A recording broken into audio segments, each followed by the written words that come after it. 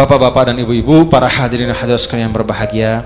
Di antara tuntunan-tuntunan Al-Quranul Karim, saya ingin mengajak bapak-bapak dan ibu-ibu, saudara-saudaraku sekalian, kita merenungkan sebagian dari firman Allah Subhanahu wa taala di dalam Al-Quranul Karim, di mana Allah Subhanahu wa taala menceritakan tentang orang-orang yang digelari oleh Allah sendiri sebagai orang-orang yang cerdas, yang berakal, yang berhati mulia. Orang yang mulia di sisi Allah. Kalau ada manusia dipuji oleh Allah mulia, itu alamat manusia itu benar-benar mulia. Tapi kalau kita di dunia saling puji, kita dipuji oleh orang, belum tentu pujian itu menunjukkan kita betul-betul mulia. Ada orang yang memuji karena ingin sesuatu, ada yang memuji karena pamrih, ada yang memuji karena menjilat. Tapi kalau Allah Subhanahu wa taala memuji, orang itu mulia, maka benar-benar demikianlah keadaannya. Orang itu mulia dunia akhirat. Siapa orang-orang yang dipuji oleh Allah Subhanahu wa taala di dalam Al-Qur'an, yang digelari dengan ulul albab? Di dalam ayat-ayat ini Allah Subhanahu wa taala berfirman, "Inna fi khalqis samawati wal ard wa ikhtilafil laili wan nahar laayatil liulil albab alladzina yadhkurunallaha qiyaman wa qu'udan wa 'ala junubihim wa yatafakkaruna fi khalqis samawati wal ard rabbana ma khalaqta hadza batila subhanaka fakina 'adzabannar." Di dalam ayat ini, bapak-bapak dan saudara-saudara sekalian, Allah Subhanahu wa taala menceritakan tentang sifat-sifat ulul albab. Orang yang termasuk kategori ulul albab pertama, inna fi khalqis samawati wal ardi wa ikhtilafil laili wan nahar laayat. Dia tidak hanya memaknakan perubahan siang dan malam itu hanya sebagai sunnatullah. Sekarang siang, sekarang malam, besok siang, malam siang, malam siang, dia anggap biasa. Oh, ini sunnatullah. Kalau sudah terbit matahari namanya siang, kalau tenggelam matahari namanya malam.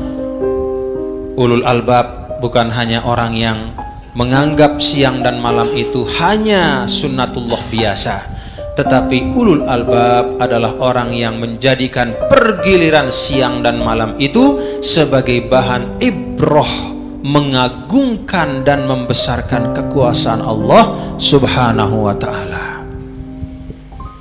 Bapak-bapak dan ibu-ibu, para hadirin dan hadirat jemaah sekalian yang berbahagia, kitab Allah itu kata ulama ada dua.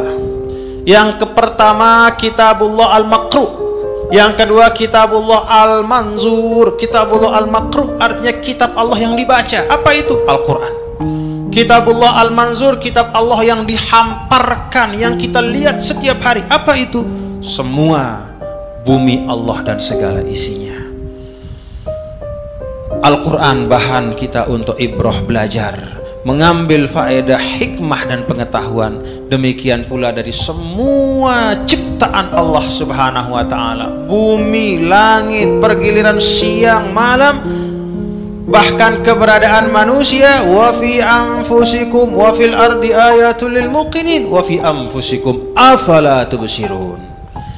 Allah mengatakan di dunia ini Allah menghamparkan tanda kuasanya banyak sekali, siang dan malam. Bagaimana Allah menghamparkan bumi yang demikian indah, zalulan, bumi ini dijadikan rata sehingga kita bisa hidup. Kalau semua bumi ini terdiri dari gunung, bagaimana kita bisa hidup?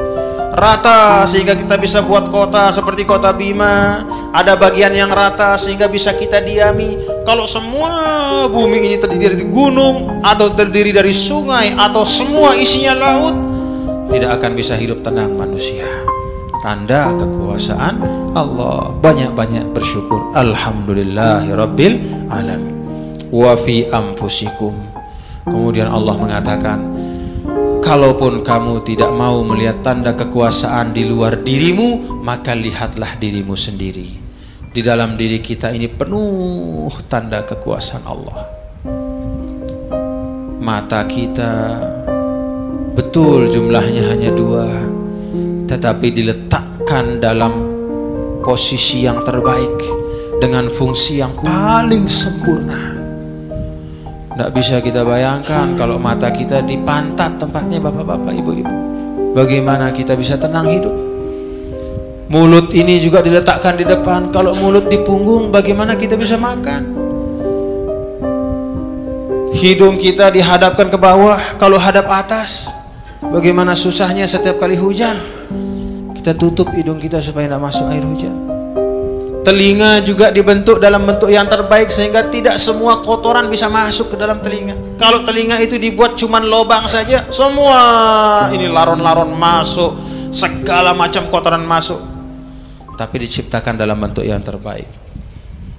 Kemaluan ditaruh di tempat yang paling tersembunyi. Kalau di sini ditaruh kemaluan kita, innalillahi wa inna ilaihi raji'un.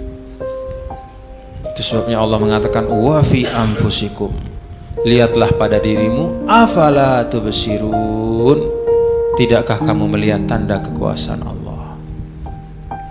Maka bapak-bapak dan ibu-ibu, para hadirin dan hadirat jemaah sekalian yang berbahagia, kita sebagai hamba Allah, manusia yang diciptakan oleh Allah Subhanahu wa ta'ala dalam bentuk yang paling mulia seperti ini, jangan kita sia-siakan kemuliaan kita.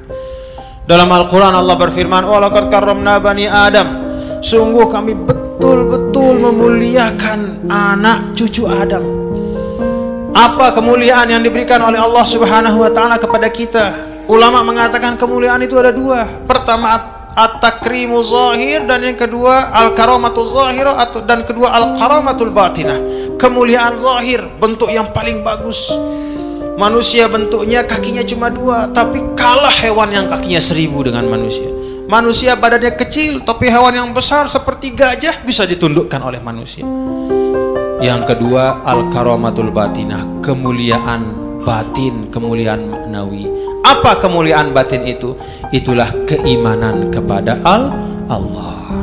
Orang yang mulia zahirnya, manusia yang mulia zahirnya bagus, gagah, berpangkat, berjabatan, punya uang banyak, tapi kalau tidak punya karamah batinah, hatinya kosong, melompong dari iman kepada Allah.